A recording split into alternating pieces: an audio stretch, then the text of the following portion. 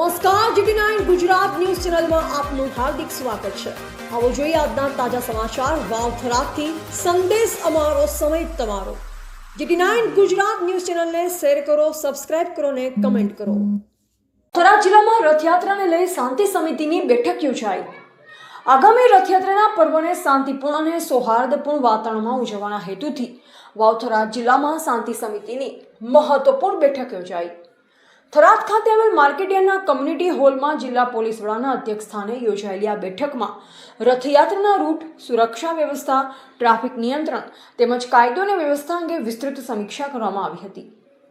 જિલ્લા પોલીસ વડાએ તમામ સમાજના આગેવાનો, શ્રીરામ સમિતિના સભ્યો, વેપારીઓ, સ્થાનિક અગ્રણીઓ તેમજ નગરજનોને પરસ્પર સહકાર, સંયમ અને ભાઈચારાની ભાવના જાળવી રથયાત્રાને સફળ બનાવવાની અપીલ કરી।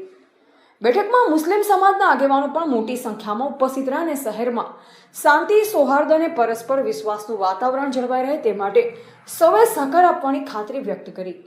બેઠક દરમિયાન વિવિધ વિભાગોના અધિકારીઓએ સુરક્ષા, ટ્રાફિક અને અન્ય જરૂરી વ્યવસ્થા અંગે માહિતી આપી।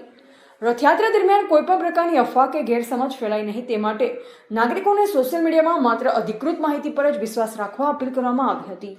એવા રાણાભાઈ પારેગી, વાવથરાદ। પણ આ કમિટી નહીં, પણ આ એક મારો અને તમારો એક સહિયારો પ્રયાસ હોય। થરાદના દરેક નાગરિક, દરેક અધિકારી, પોલીસ કર્મચારી, દરેકની ફરજ છે કે આપણા વિસ્તારમાં આયોજન થાય એ ખૂબ સારું થાય।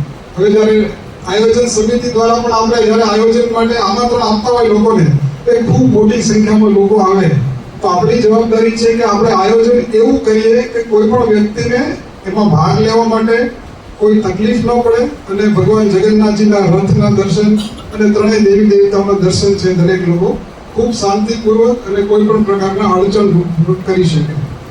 અહીંયાથી પોલીસ વિભાગ દ્વારા જે કાંઈ પણ સૂચના આપવામાં આવી છે, ફરીવાર રિપીટ નથી કરતો, લગભગ દરેક વર્ષે આપણે જે રૂટ છે નિયત રૂટ પર જ નીકળે છે। આજે સાંજે આપણે એવું આયોજન કરીએ છીએ, જો ચીફ ઓફિસર સાહેબને અનુકૂળતા હોય તો જે રૂટ જે છે એ રૂટ ઉપરથી પોલીસ, નગરપાલિકાના અધિકારીઓ, યુજીવીસીએલમાંથી જે અધિકારીઓ છે અને